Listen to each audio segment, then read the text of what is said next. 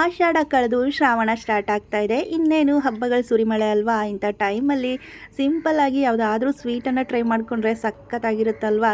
ಸ್ವಲ್ಪ ಯೂನಿಕ್ ಆಗಿರಬೇಕು, ಹಾಗೆ ಮನೆಯಲ್ಲಿ ಎಲ್ರಿಗೂ ಕೂಡ ಇಷ್ಟ ಆಗೋ ರೀತಿಯಲ್ಲಿ ಲೈಟಾಗಿ ಸ್ವೀಟ್ ಇತ್ತು ಅಂತಂದರೆ ಸಖತ್ ಇಷ್ಟಪಟ್ಟು ತಿಂತಾರೆ.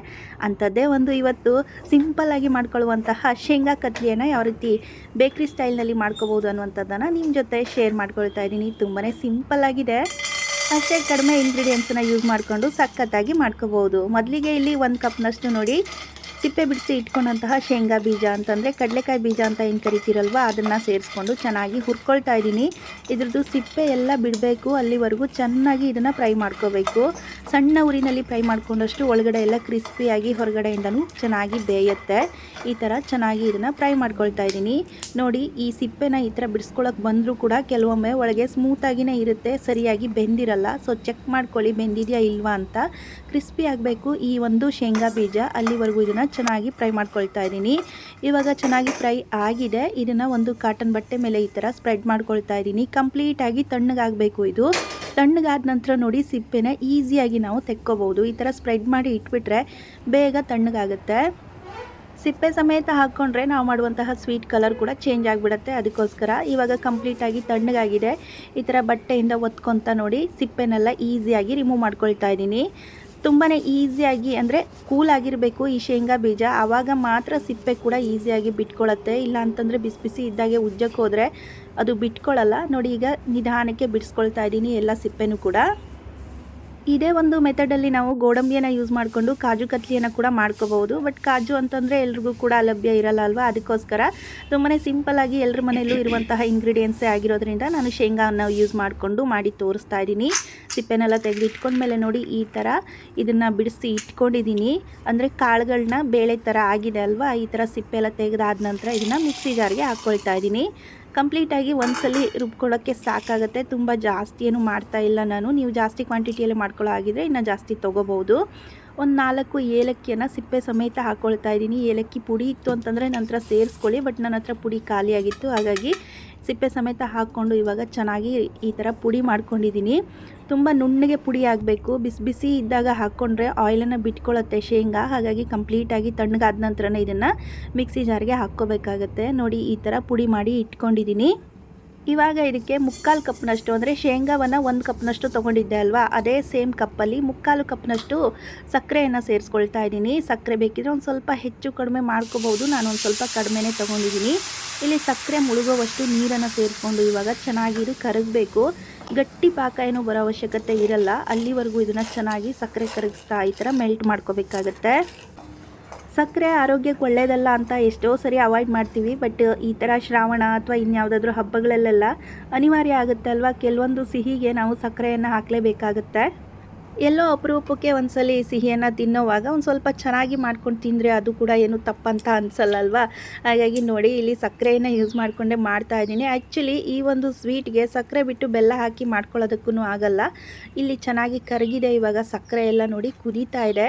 ಒಂದೇಳೆ ಪಾಕ ಪೂರ್ತಿಯಾಗಿ ಬಂದಿರಬಾರ್ದು, ಅಂತಂದರೆ ಇನ್ನೇನು ಪಾಕ ಕಟ್ತಾ ಇದೆ, ಇನ್ನೇನು ಒಂದೇಳೆ ಪಾಕ ಬರ್ತಾ ಇದೆ ಅಂತ ಅಂದ್ಕೊಳ್ತೀವಲ್ವ, ಅಲ್ಲಿವರೆಗೂ ಇದನ್ನು ಚೆನ್ನಾಗಿ ಕುದಿಸ್ಕೋಬೇಕು. ಆಲ್ರೆಡಿ ಚೆನ್ನಾಗಿ ಸಕ್ಕರೆ ಎಲ್ಲ ಕರಗಿದೆ, ಬಟ್ ಪಾಕ ಬರೋವಷ್ಟೇನು ಗಟ್ಟಿ ಆಗಿಲ್ಲ. ಇವಾಗ ಚೆಕ್ ಮಾಡಿ ನೋಡ್ತಾ ಇದ್ದೀನಿ. ಒಂದೇಳೆ ಪಾಕಕ್ಕೆ ಕರೆಕ್ಟಾಗಿ ಅಂದರೆ ಇನ್ನೇನು ಪಾಕ ಬರುತ್ತೆ ಅನ್ನೋ ಹದಕ್ಕೆ ಇದು ಕುದ್ದು ರೆಡಿಯಾಗಿದೆ. ಈ ಟೈಮಲ್ಲಿ ಪುಡಿ ಮಾಡಿ ಇಟ್ಕೊಂಡಂತಹ ಶೇಂಗಾವನ್ನು ಇದಕ್ಕೆ ಸೇರಿಸ್ಕೊಳ್ತಾ ಇದ್ದೀನಿ. ಬಿಡ್ದಂಗೆ ಕೈಯಾಡಿಸ್ತಾ ಇರಬೇಕು, ಬಿಟ್ಟರೆ ಗಂಟು ಕೊಟ್ಕೊಳ್ಳೋ ಚಾನ್ಸಸ್ ಇರುತ್ತೆ, ಹಾಗಾಗಿ ಕೈಯಾಡಿಸ್ತಾನೆ ಇರಿ. ಈ ಥರ ನೋಡಿ, ಚೆನ್ನಾಗಿ ಸಕ್ಕರೆ ಪಾಕದಲ್ಲಿ ಈ ಶೇಂಗಾ ಪುಡಿ ಏನಿದೆ ಅಲ್ವ ಎಲ್ಲನೂ ಕರಗ್ತಾ ಚೆನ್ನಾಗಿ ಸೆಟ್ ಆಗ್ತಾ ಹೋಗುತ್ತೆ. ಸ್ವಲ್ಪ ಜಾಸ್ತಿ ಹೊತ್ತು ಇದನ್ನು ಕುದಿಸ್ಬೇಕಾಗತ್ತೆ, ಅಂದರೆ ಗಟ್ಟಿ ಪಾಕ ಬಂದು ಅಂಟಿನ ಥರ ಆಗಬೇಕು. ಅಲ್ಲಿವರೆಗೂ ಇದನ್ನು ನಾವು ಈ ಥರ ಚೆನ್ನಾಗಿ ತಿರ್ಗಿಸ್ಕೋಬೇಕಾಗತ್ತೆ. ಸ್ವೀಟ್ ಆಗಿರೋದ್ರಿಂದ ಇದಕ್ಕೆ ತುಪ್ಪ ಏನಾದರೂ ಆ್ಯಡ್ ಮಾಡ್ಕೋಬೇಕಾ ಅನ್ನುವಂತಹ ಕನ್ಫ್ಯೂಷನ್ ಇದ್ದರೆ ಖಂಡಿತ ಬೇಕಾಗಲ್ಲ. ಶೇಂಗಾದಲ್ಲೇ ಆದಷ್ಟು ಈ ಎಣ್ಣೆ ಅಂಶ ಇರುತ್ತೆ, ಹಾಗಾಗಿ ಅದರಲ್ಲಿರುವಂತಹ ಆಯಿಲಿನ ಪ್ರಮಾಣವೇ ಸಾಕಾಗುತ್ತೆ. ಸಪ್ರೇಟಾಗಿ ಯಾವುದೇ ಆಯಿಲ್ ಇರ್ಬೋದು ಅಥವಾ ತುಪ್ಪ ಏನೂ ಅವಶ್ಯಕತೆ ಇರಲ್ಲ. ಏಲಕ್ಕಿ ಪುಡಿ ಕೂಡ ಇದಕ್ಕೆ ಕಂಪ್ಲೀಟಾಗಿ ಆಪ್ಷನಲ್ ಆಗಿರುತ್ತೆ. ನಾನು ಸೇರಿಸ್ಕೊಂಡಿದ್ದೀನಿ, ನೀವು ಬೇಡ ಅಂತಂದರೆ ಸ್ಕಿಪ್ ಮಾಡ್ಕೋಬೋದು. ನೋಡಿ, ಗಟ್ಟಿ ಆಗ್ತಾ ಬಂದಿದೆ. ತಳ ಬಿಟ್ಕೋಬೇಕು ಈ ಥರ ನೀಟಾಗಿ. ಎಲ್ಲೂ ಕೂಡ ತಳ ಹಿಡಿಬಾರ್ದು, ಹಾಗಾಗಿ ನೀವು ದಪ್ಪ ತಳ ಇರುವಂತಹ ಪಾತ್ರೆಯನ್ನೇ ಯೂಸ್ ಮಾಡ್ಕೊಳ್ಳಿ. ಈ ಥರ ತಿರುಗಿಸೋದಕ್ಕೂ ಕೂಡ ತುಂಬಾ ಈಸಿ ಆಗುತ್ತೆ. ತಿರುಗಿಸ್ತಾ ನೋಡಿ ಗಟ್ಟಿ ಹದಕ್ಕೆ ಬರ್ತಾ ಇದೆ. ಇನ್ನೂ ಸ್ವಲ್ಪ ಗಟ್ಟಿ ಆಗಬೇಕಿದು. ಈ ಥರ ನಾವು ಫ್ರೈ ಮಾಡ್ಕೊಳ್ತಾ ಇರೋವಾಗಲೇ ಒಂದೊಳ್ಳೆ ಘಮ ಬರ್ತಾ ಇರುತ್ತೆ. ಶೇಂಗಾ ಹುರಿದಿರೋದು ಹಾಗೆಯೇ ಸಕ್ಕರೆ ಪಾಕದಲ್ಲಿ ಬೇಯ್ತಾ ಬೇಯ್ತಾ ಒಂದೊಳ್ಳೆ ಫ್ಲೇವರ್ನ ಬಿಟ್ಕೊಳ್ಳುತ್ತೆ. ನಿಜವಾಗ್ಲೂ ಆ ಫ್ಲೇವರ್ಗೆ ಏನೋ ಒಂಥರ ಸಿಹಿ ಸಿಹಿಯಾಗಿ ಏನೋ ಮಾಡ್ತಾ ಇದ್ದೀವಲ್ಲ, ಈಗಲೇ ತಿನ್ನೋಣ ಅನ್ನೋವಷ್ಟು ಫ್ಲೇವರ್ ಅಂತೂ ಸಖತ್ ಇಷ್ಟ ಆಗುತ್ತೆ ಎಲ್ರಿಗೂ ಕೂಡ. ನೋಡಿ ಕಂಪ್ಲೀಟಾಗಿ ತಳ ಬಿಟ್ಕೊಂಡಿದೆ. ಇವಾಗ ಈ ಹದಕ್ಕೆ ಇದನ್ನು ನಾನು ಸೆಟ್ ಮಾಡಿ ಇಟ್ಕೊಂಡಿದ್ದೀನಿ. ಇವಾಗ ಒಂದು ಬಟರ್ ಪೇಪರ್ನ ರೆಡಿ ಮಾಡ್ಕೊಳ್ತಾ ಇದ್ದೀನಿ. ಅದಕ್ಕೆ ಒಂದು ಸ್ವಲ್ಪ ತುಪ್ಪವನ್ನು ಆ್ಯಡ್ ಮಾಡಿಕೊಂಡು ಸವರ್ಕೊಳ್ತಾ ಇದ್ದೀನಿ. ಅಂದರೆ ಈಗ ನಾವು ಹಾಕ್ಕೊಳ್ಳುವಂತಹ ಈ ಸಕ್ಕರೆ ಮತ್ತು ಶೇಂಗಾ ಬೀಜದ ಮಿಶ್ರಣ ಏನಿದೆ ಅಲ್ವಾ, ಒಂದಕ್ಕೊಂದು ಮೆತ್ಕೋಬಾರ್ದು ಅಂತ ಈ ಥರ ಒಂದು ಸ್ವಲ್ಪ ತುಪ್ಪವನ್ನು ಸವರ್ಬಿಟ್ಟು ಅದ್ರ ಮೇಲೆ ಬಿಸಿ ಬಿಸಿ ಇರುವಂತಹ ಶೇಂಗಾ ಬೀಜದ ಮಿಶ್ರಣವನ್ನು ಹಾಕ್ಕೊಳ್ತಾ ಇದ್ದೀನಿ. ಹಾಗೆ ಬಿಸಿ ಇರೋವಾಗಲೇ ಇದನ್ನು ಹಾಕ್ಕೋಬೇಕಾಗತ್ತೆ. ಒಂದು ಸ್ವಲ್ಪ ಹೊತ್ತು ಬಿಟ್ಟರೂ ಕೂಡ ಗಟ್ಟಿ ಆಗಿಬಿಟ್ಟು ಪುಡಿ ಪುಡಿ ಆಗೋ ಚಾನ್ಸಸ್ ಇರುತ್ತೆ. ಹಾಗಾಗಿ ಡೈರೆಕ್ಟಾಗಿ ಇದನ್ನು ಬಿಸಿ ಇರೋವಾಗಲೇ ಈ ಥರ ಬಟರ್ ಪೇಪರ್ ಮೇಲೆ ಹಾಕ್ಕೊಂಡು ಚೆನ್ನಾಗಿ ಈ ಥರ ನಾದ್ಕೋಬೇಕು.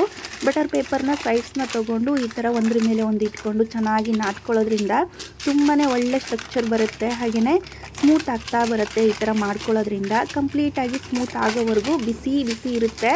ಸ್ವಲ್ಪ ನೋಡಿಕೊಂಡು ಕೈಗೆಲ್ಲ ತಾಗಿಸ್ಕೊಳ್ಳೋದಂಗೆ ಈ ಥರ ಪ್ರೆಸ್ ಮಾಡ್ತಾ ಇದನ್ನು ಒಂದು ಸ್ವಲ್ಪ ನಾದ್ಕೋಬೇಕಾಗತ್ತೆ.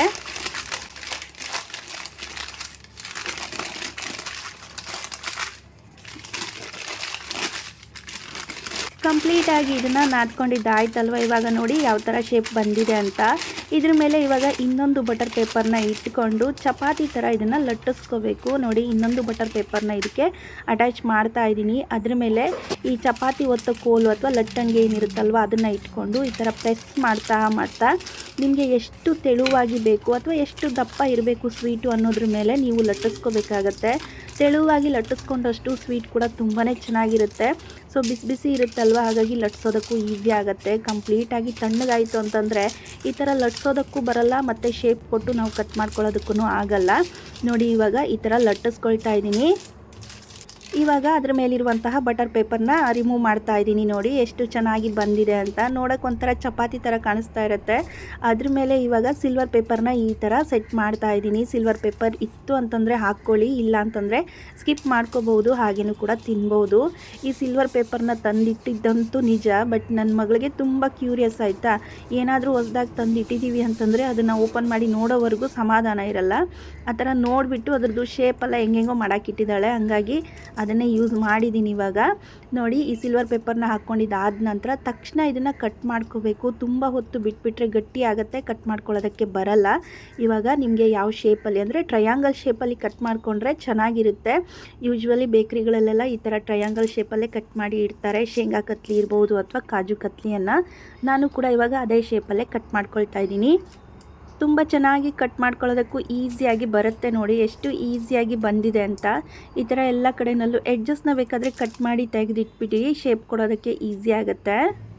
ಈ ಥರ ಟ್ರಯಾಂಗಲ್ ಶೇಪ್ನಲ್ಲಿ ಕಟ್ ಮಾಡಿ ಇಟ್ಬಿಟ್ರೆ ನೋಡೋದಕ್ಕೆ ಪಕ್ಕ ಬೇಕ್ರಿಯಿಂದ ತಂದಿರೋ ಸ್ವೀಟ್ಸ್ ಥರ ಕಾಣಿಸುತ್ತೆ. ಮನೆಯಲ್ಲಿ ಮಾಡಿರೋದು ಅಂತಂದರೆ ಯಾರು ಕೂಡ ನಂಬಲ್ಲ, ಅಷ್ಟು ಚೆನ್ನಾಗಿ ಶೇಪ್ ಕೂಡ ಬಂದಿರುತ್ತೆ. ನೋಡಿ ಇವಾಗ ಎಲ್ಲನೂ ಕಟ್ ಮಾಡ್ಕೊಂಡಿದ್ದೀನಿ. ನೋಡಿ ಇವಾಗ ಇದನ್ನು ಸರ್ವಿಂಗ್ ಪ್ಲೇಟ್ಗೆ ಹಾಕ್ಕೊಳ್ತಾ ಇದ್ದೀನಿ. ನೋಡ್ತಾ ಇದ್ದರೆ ಪಕ್ಕ ಬೇಕ್ರಿಯಿಂದ ತಂದಿದ್ದಾರೇನೋ ಅಂತ ಅನ್ನಿಸ್ತಾ ಇರುತ್ತೆ. ಅಷ್ಟು ಕಲರ್ಫುಲ್ಲಾಗಿ ಚೆನ್ನಾಗಿ ಕಾಣಿಸ್ತಾ ಇದೆ ಅಲ್ವಾ. ಸಿಂಪಲ್ ಆಗಿದೆ ಅಲ್ವಾ. ಅದರಲ್ಲೂ ಇವಾಗಂತೂ ಹೆಣ್ಮಕ್ಳಿಗೆ ಹಬ್ಬಗಳ ಮೇಲೆ ಹಬ್ಬನೇ ಬರ್ತಾ ಇದೆ.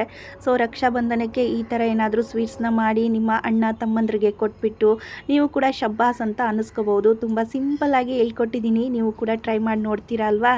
ವಿಡಿಯೋ ಇಷ್ಟ ಆಯಿತು ಅಂತಂದರೆ ಲೈಕ್ ಕಮೆಂಟ್ ಶೇರ್ ಮಾಡೋದನ್ನು ಮರಿಬೇಡಿ. ಹೊಸದಾಗಿ ಯಾರಾದರೂ ವಿಡಿಯೋವನ್ನು ನೋಡ್ತಾ ಇದ್ದರೆ ನನ್ನ ಚಾನಲ್ಗೆ ಸಬ್ಸ್ಕ್ರೈಬ್ ಮಾಡಿಕೊಂಡು ಸಪೋರ್ಟ್ ಮಾಡ್ತೀರಲ್ವಾ. ಇಂಥದ್ದೇ ಹೆಲ್ದಿ ರೆಸಿಪಿ ಜೊತೆಗೆ ನೆಕ್ಸ್ಟ್ ವಿಡಿಯೋದಲ್ಲಿ ಮತ್ತೆ ಭೇಟಿ ಆಗ್ತೀನಿ. ಅಲ್ಲಿವರೆಗೂ ಎಲ್ರಿಗೂ ಪ್ರೀತಿಯ ನಮಸ್ಕಾರ. Take care and bye bye.